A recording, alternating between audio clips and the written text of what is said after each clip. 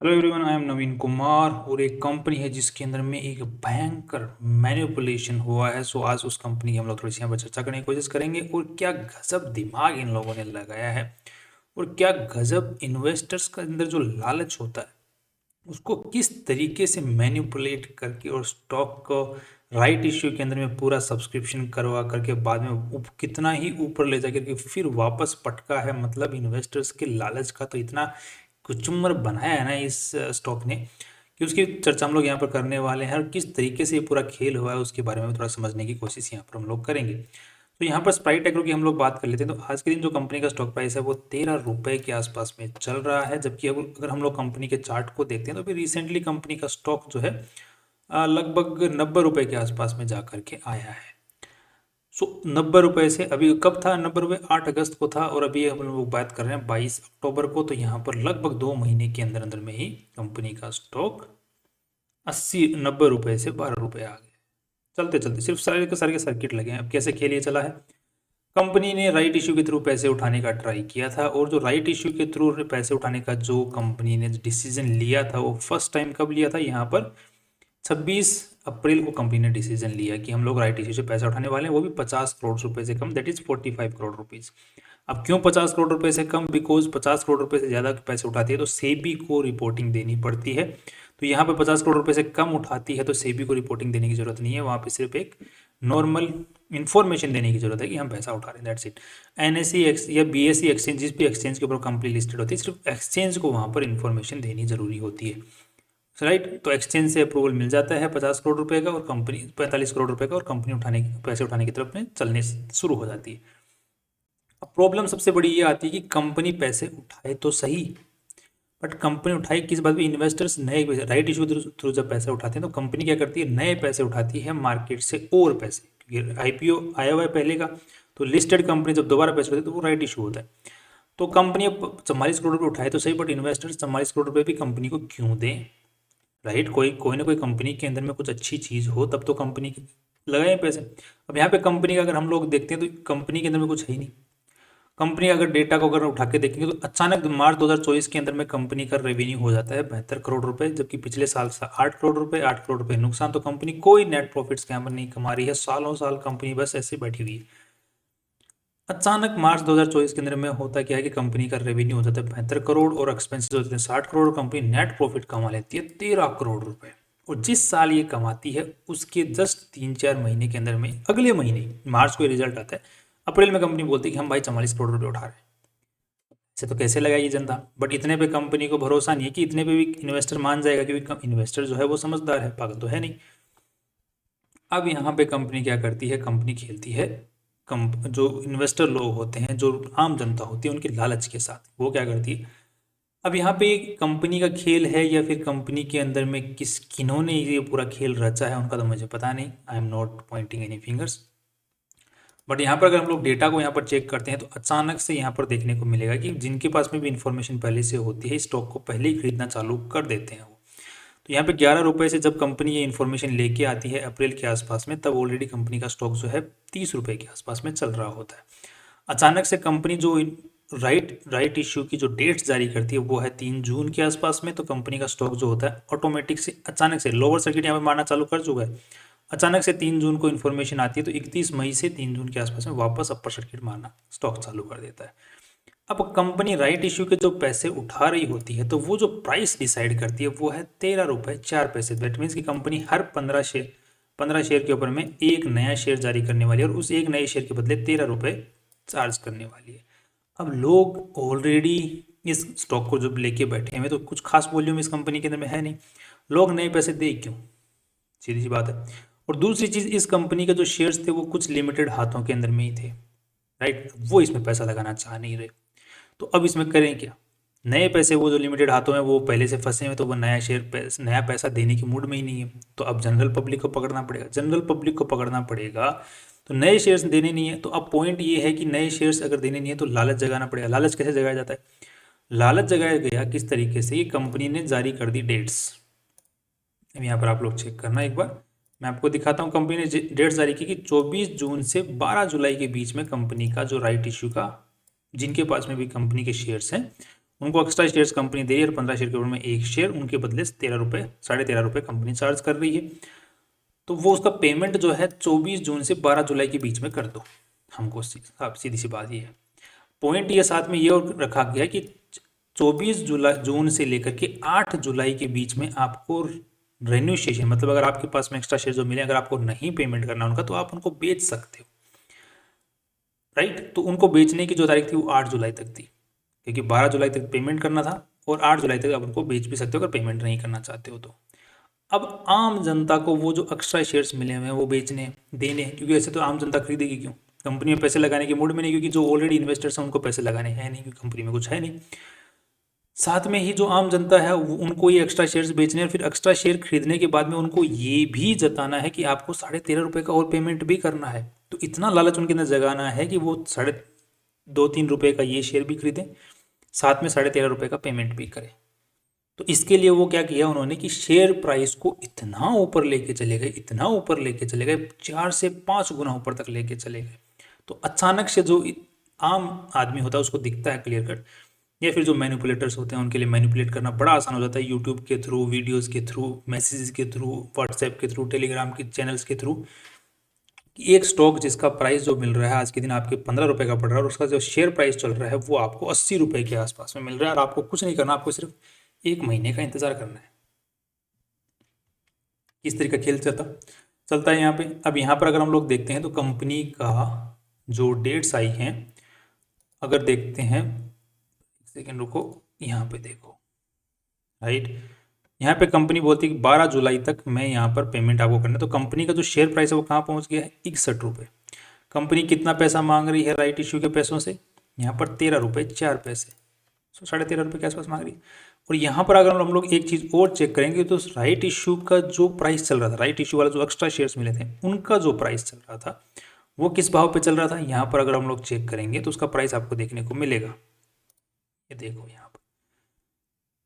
तो कंपनी का जो 8 जुलाई को आसपास में जो प्राइस चल रहा है वो है 3.5 रुपये। दैट मीन्स कि कोई भी इंसान इन 3.5 रुपये के ऊपर में ये शेयर खरीद सकता है, फिर 13.5 रुपये का यहाँ पर पेमेंट कर सकता है और 1 महीने का इंतजार करना है। और कंपनी तो ये जो शेयर्स होंगे तो टोटल कितना पेमेंट हो गया, लगभग 15-16-17 रुपये का।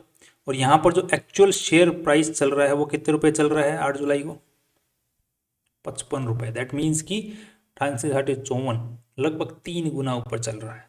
पर द प्रॉब्लम ये आई कि अभी भी जो मैनेजमेंट है उनका मन नहीं भरा कि कुछ लोगों के, आई थिंक ये हिंट जो ये सारे हो रहे हैं वे उधर ही तरफ हो रहे हैं, मैनेजमेंट की साइड ही हो रहे हैं। बिकॉज कंपनी के जो मैनेजमेंट के पास में डिसीजन एक और लेती है कि हम लोग जो रेन्यूशिएशन की जो डेट है उसको बढ़ा रहे हैं, राइट। तो पहले जो डेट 8 जुलाई तक की थी कि आप लोगों के पास में जो एक्स्ट्रा शेयर्स हैं वो 8 जुलाई तक आप बेच पाओगे, तो बट प्रॉब्लम ये थी कि जो आम पब्लिक थी वो अभी भी खरीद नहीं रही थी, क्योंकि उनके अंदर में वो उतना लालच बन नहीं रहा था। तो उन्होंने क्या किया, जो डेट है उसको बढ़ा दी, रेन्यूशिएशन की जो डेट थी उसको बढ़ा दिया। उसकी इन्फॉर्मेशन कहाँ दी हुई, ये देखो, एक सेकेंड, उसकी इन्फॉर्मेशन यहाँ पे दी हुई है। तो शेड जिसको 12 जुलाई को क्लोज होना था और 8 जुलाई तक इसका जो रेन्यूएशन राइट एंटाइटलमेंट जो था उसको बढ़ा करके कितना कर दिया गया, राइट एंटाइटलमेंट जो इश्यू की जो डेट थी उसको 8 जुलाई से बढ़ा करके 16 जुलाई कर दिया गया। दैट मीन्स कि 6 दिन का और टाइम पीरियड बढ़ा दिया, जिसमें जो एक्स्ट्रा शेयर जिन लोगों को मिले थे वो उनको और निकालने का टाइम मिल जाएगा जनरल पब्लिक को। तो उन्होंने 16 जुलाई तक का 6 दिन बढ़ा दिया। साथ में जो कंपनी को पेमेंट करने का जो तारीख था वो भी 12 जुलाई तक था, जिसको बढ़ा करके क्या कर दिया, 23 जुलाई तक कर दिया। तो यहाँ पर लगभग 6 दिन कंपनी ने बढ़ा दिए। अब यहाँ पे क्लियर कट नजर आता है कि अगर हम लोग कंपनी का चार्ट देखते हैं तो 8 जुलाई तक कंपनी का स्टॉक प्राइस जो था वो था कहाँ पे, 56 रुपये। अब यहाँ पे कंपनी का जो 16 जुलाई तक जो स्टॉक प्राइस पहुँच जाता है दैट इज अराउंड 64 रुपये, ध्यान रखना। साथ में ही अब ध्यान ये चीज़ ये है कि अगर एक्चुअल शेयर प्राइस जब ऊपर जा रहा होता है तो जो राइट इश्यू वाले जो शेयर्स होते हैं उनका जो प्राइस होता है वो एक्चुअली ऊपर बढ़ना चाहिए, राइट। सीधी सी बात तो यही होती है कि अगर आपको कोई एक्चुअल शेयर ऊपर जा रहा है तो राइट इश्यू वाले शेयर का भी ऊपर प्राइस ऊपर जाना चाहिए, क्योंकि आपको एक्स्ट्रा ऑलरेडी बेनिफिट अच्छा खासा मिल रहा है। बट एक्चुअल में क्या होता है यहाँ पर अगर हम लोग देखते हैं तो कंपनी का जो शेयर प्राइस 8 जुलाई का तो 3.77 रुपये, उसके बाद में 3.60 रुपये, 3.42 रुपये, 3.25 रुपये, मतलब यहाँ पर सिर्फ शेयर्स निकाले जा रहे हैं, जो एक्स्ट्रा शेयर्स हैं वो सिर्फ निकाले जा रहे हैं, जबकि एक्चुअल शेयर का भाव है वो ऊपर जा रहा है और राइट इश्यू वाले शेयर्स का भाव नीचे जा रहा है, हो उल्टा रहा है। और भाव इतना ही नहीं, शेयर की क्वांटिटीज देखो यहाँ पे 86 लाख क्वांटिटीज बेची गई, यहाँ पर 15 लाख क्वांटिटी बेची गई, 58 लाख क्वांटिटी, मतलब काफ़ी क्वांटिटी के अंदर में जो एक्सटेंडेड डेट थी उसके अंदर में बेचा गया शेयर्स को, राइट। अब यहाँ पे सिर्फ लालच इन्फ्लिक्ट कर करके आम जनता को शेयर्स बेच दिए। आम जनता ने क्या किया, 24 जुलाई तक का इंतज़ार किया। क्या किया, यहाँ पर जो डेट दी हुई है, कौन सी डेट दी हुई है, 23 जुलाई तक इंतजार, 23 जुलाई तक जो एक्स्ट्रा पेमेंट था 13.5 रुपये का पेमेंट भी कर दिया, और 2-3 रुपये के आसपास में, 3-3.5 रुपये के आसपास में राइट इशू से शेयर्स खरीद लिए। तो यहाँ पर जो पेमेंट जो कंप्लीट पड़ा आम जनता को, दैट इज अराउंड 16-16.5 रुपये के आसपास में पड़े, हाईएस्ट मान के 17 रुपये तक पड़े, राइट।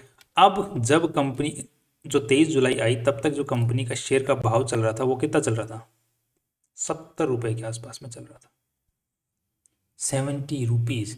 अब आम जनता क्या, जिन्होंने भी ये शेयर्स खरीदे थे राइट इश्यू वाले, उनका काम क्या था कि अब सिर्फ 1 महीने का इंतजार करना है कि ये जो राइट इश्यू वाले जो शेयर्स हैं जिनका पेमेंट कर दिया वो पूरे शेयर्स में कन्वर्ट होके उनके डीमेट अकाउंट में आ जाए। उनके डीमेट में अकाउंट में आते ही वो क्या कर पाएंगे, वो जो शेयर का असली भाव चल रहा है ये वाला, इस शेयर के इस भाव के ऊपर में बेच पाएंगे, राइट। अब ध्यान रखना कि ये मैनिपुलेशन में क्यों बोलता हूँ, क्योंकि जो लोग ये शेयर्स राइट इश्यू वाले जो शेयर्स बेच रहे थे, तो उनको कंपनी में हर 15 शेयर के ऊपर में 1 शेयर एक्स्ट्रा मिला था, वही लोग तो बेच रहे होंगे, राइट। वो असली वाला शेयर नहीं बेच रहे हैं, उनको दिख रहा है क्लियर कट कि ये मैनिपुलेशन चल रहा है, यहाँ पर दिख रहा है कि वॉल्यूम कुछ खास है नहीं, ऑटोमेटिक ऊपर जा रहा है, वो असली वाले शेयर्स नहीं बेच रहे हैं। जो 15 शेयर के ऊपर में एक्स्ट्रा 1 शेयर मिला तो वो 15 शेयर वाले शेयर्स को नहीं बेच रहे हैं वो, जबकि उनको दिख रहा है कि उसका भाव ऑलरेडी आसमान छू रहा है जो कि उनकी बाइंग प्राइस है उसके मुकाबले, बट उसको नहीं बेच रहे कहीं पर भी।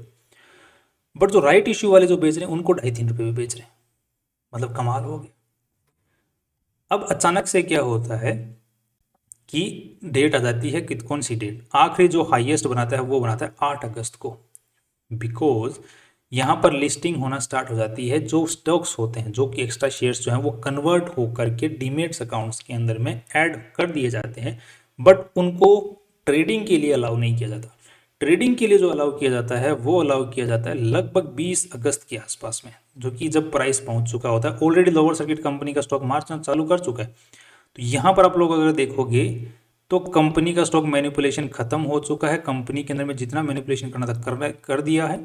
अब कंपनी के स्टॉक में वॉल्यूम देखो आप, 1,44,000 का वॉल्यूम अचानक से आता है हाईएस्ट के ऊपर में, फिर हर दिन यहाँ पर 1,20,000, 1,17,000, 21,000, फिर यहाँ पे 20,000 के आसपास में वॉल्यूम आता है, और यहाँ पे 19-20 अगस्त को आसपास में कंपनी के जिन लोगों को शेयर्स कन्वर्ट, जिन लोगों ने भी शेयर्स खरीदे थे राइट इशू के थ्रू, उनके कन्वर्ट होकर उनके डीमेट अकाउंट में आ चुके हैं।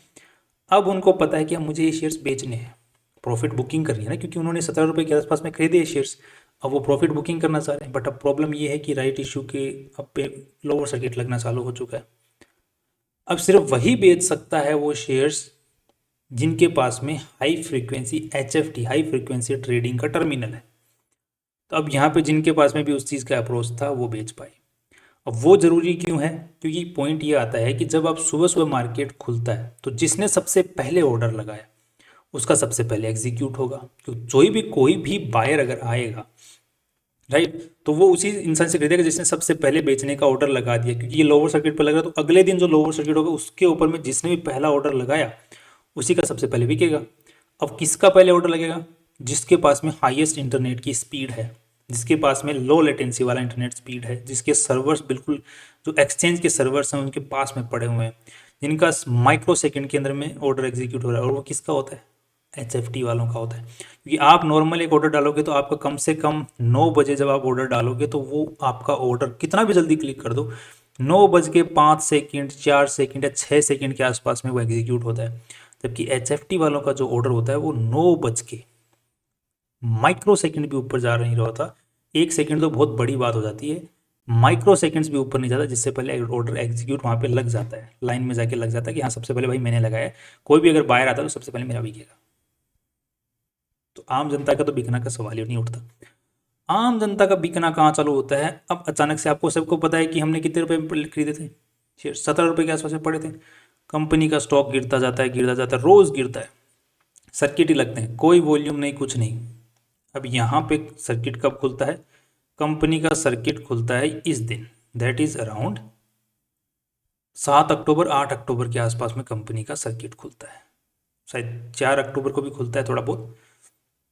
और यहाँ पर मेन जो सर्किट खुलता है वो खुलता है 7 8 अक्टूबर को आसपास में।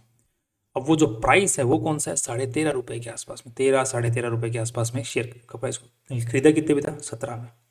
बेचना कितने में पड़ रहा है? 13 रुपये में। उम्मीद क्या लगाई थी जब शेयर खरीदा था कि भाई 4 गुना 5 गुना पैसा कमाएंगे। ये मैनिपुलेशन क्यों कहता हूँ मैं इसको? क्योंकि जिन्होंने भी किया है उन्होंने एक्चुअल शेयर्स नहीं बेचे, सिर्फ राइट इश्यू वाले शेयर्स बेचे, और कंपनी के अंदर में आम जनता से उनको पैसे लगवाने थे, 44 करोड़ रुपए लगवाने थे।